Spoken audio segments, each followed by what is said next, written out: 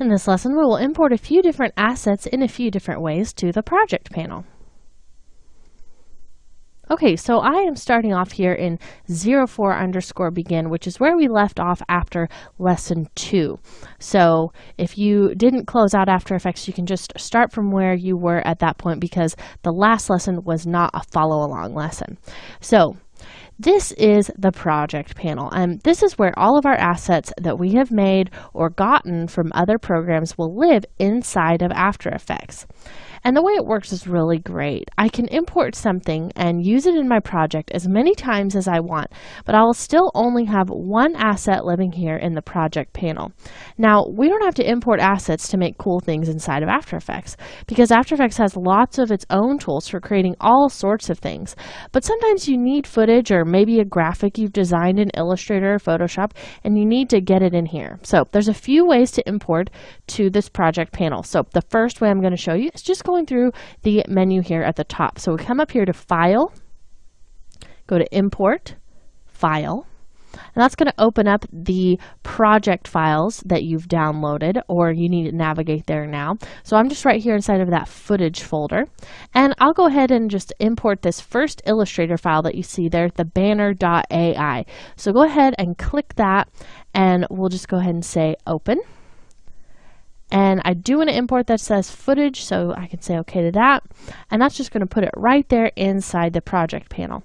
Another way to import, besides using the menu at the top, is to use the context menu inside of the project panel itself. We talked about context menus a little bit in the last lesson. So to get to that context menu, you want to right click in just this open area here. So right click, go to Import, File, and that's going to bring that up just in the same way. So let's go ahead and we'll import, let's see, how about this PSD? So the swatches.psd. Go ahead and say Open. I do want to do footage, so I'll say okay to that. And now we have a PSD file. So as you can see, for the most part, these just plain still files are imported in exactly the same way, whether or not it's an AI file or a PSD. Now there's another way that I can get things into my project panel, and this is one of the easier ways, but you have a little bit less control, is simply to drag it into the project panel itself. So come up here, and where we see this person icon.ai, we'll just grab that and drag that right in there. And you see that that's automatically just going to place that in the project panel. So pretty easy. Now, there are a few file types that need special attention.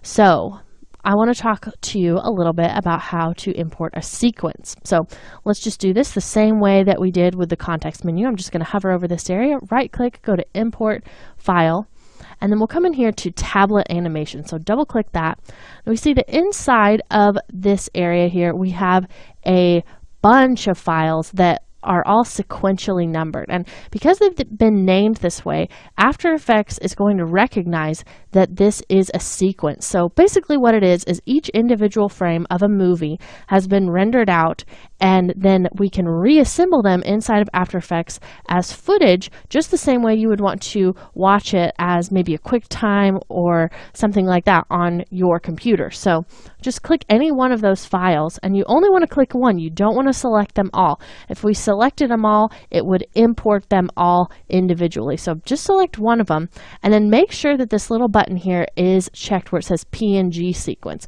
Now, if this was a different file type that wasn't a PNG, it would say something else right there. So you just want to make sure whatever kind of sequence it is checked. And we do want to import this as footage, so go ahead and say Open. And now we see that we get a little bit of a different icon here over to the left because we imported this as a sequence. So this is something important to recognize. Let's say you made some Illustrator files or Photoshop files, and you got lazy with your naming and you named them something like Person 1, Person 2, Person 3, and they're all in the same folder when you start to import them. If you go in there and you just click one of them and you don't pay attention to whether or not that checkbox I showed you was checked that says PNG sequence, it would say AI sequence if it were Illustrator files, and import those as a sequence, and you wouldn't be able to get the individual files that you really wanted, and it would look like this. So if you accidentally do that and you see that it has this little sequence icon next to it, you know that you did that wrong, and you can go back and re-import them and uncheck that little box. So that's just a little bit of a helpful tip. You'll probably run into that sooner or later if you're creating some of your own graphics. Okay, so now there's going to be another thing that you have to pay attention to whenever you import a sequence, and that is the frame interpolation. So what this basically means is After Effects needs to know how fast we want to watch this sequence back. And the way that we tell it that is by right-clicking the piece of footage and going to Interpret Footage Main. And that's going to bring up this dialog box for us. And I just want to talk for a moment about what this really means. And without getting into any of these options here, I want to mostly talk about this area here that says frame rate. And After Effects is usually going to default you, if you haven't gone in and changed any of your preferences, to 30 frames per second. But I know that my piece of footage was not 30 frames per second, it was 24 frames per second. So whenever I created this little PNG sequence, that's what I had set my comp up as. And I'm also using 24 frames per second for my main composition, if you remember when we set that up earlier. So I want to conform my frame rate to 24 frames per second. So instead of that being a 30, I'm just going to highlight that and hit 24. And really, it's okay to conform something if, let's say, it was 30 frames per second and I was working in a comp that was like that 29.9 frame rate, you would be able to choose that frame rate and conform it, and you wouldn't really lose too much data. Now, if you try to conform too far one way or the other, your animation is going to look either too slow or too fast. So just be aware of that and make sure that you are using the proper frame rates whenever you're importing things as a sequence. Okay, so I'll go ahead and say okay to that now that we've fixed that. And there's one more thing I want to talk about for importing. So come up here, right click again, go to Import File, and we'll come back out of that and go to Footage.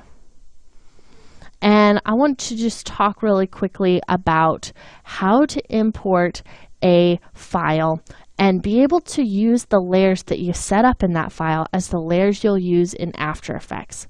So let's say I create a Photoshop document and I have lots of different layers in there and I bring it into After Effects.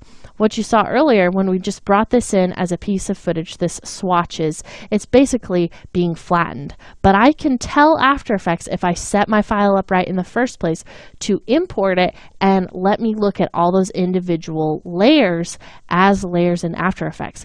So I've done this with an Illustrator file, and that's going to be this snowflakes.ai. So I could import this as just a flattened file, and I would just be able to see those layers kind of just one on top of the other and not be able to move them around individually. But that's not what I want. So let's select this, and then I'm going to come down here, and where you see it saying import as footage, I'm going to drop this down and say composition, and I'm also going to say retain layer sizes. And basically what that means is if the layer is overlapping the artboard in Illustrator, it's not going to get cut off if I do the retain layer sizes. So just keep that in mind. That might get a little confusing if you want to use one or the other, and you just might have to play around till you get the hang of which setting it is that you want. But I'm going to choose retain layer sizes for this particular file. So go ahead and click open. And now I want you to pay attention to how this has been imported to the project panel. So instead of just having this normal Illustrator icon next to it, we have the composition icon next to it. And then we also have this folder that After Effects created. If I go inside of that, all of the layers from that Illustrator file have been imported one by one and have been kept inside of this folder. So maybe you want to set something up, you put them all on different layers in Illustrator, and you don't really want the composition, but you want all those layers, and you don't want to have to drag them in one by one or save them out on their own artboards and all kinds of stuff. This is a really easy way to do this very quickly. So you'll get the hang of this the more you start working with it, but taking advantage of this feature can be really powerful and save you a lot of time. So now really quickly, I just want to import the rest of the files that we haven't imported so far. So let's go ahead and right click, go to import file. And I'll show you really quickly how to import just the files that we haven't chosen yet really quickly all together. So we didn't do the dreams.ai and this next one, the Facebook likes. So if I want to add this to a selection of multiple files, I'm just going to hold Shift and I'll be able to select those together. So I also want to do the hashtags. And then I did already import the person icon, but I didn't do site views. So if I hold Shift and just come down here to site views, it's going to select all 5 of these at the same time. And that's not what I want. I don't want to import this person icon twice. So I can hold Control to add or take away a file from my selection. So Control will let you add one by one. Shift is going to add everything in between. So let's also add the social swatches and stained glass. So I just held Control down while I selected those two. Okay, it looks like we have everything selected that we want to import that's left over. So go ahead and hit open, and that's just going to import it to our project panel. And now we have all those files that we're going to be working with. If we come up with something later that we need to import another file into the project panel, we can always do that later. You don't have to do that right at the beginning. You can definitely do it as you work. Okay, so in this lesson, we learned how to import files and interpolate the frame rate if our file is a sequence of some kind. We also learned how to bring in multiple files at once and also how to import a layered file as a composition.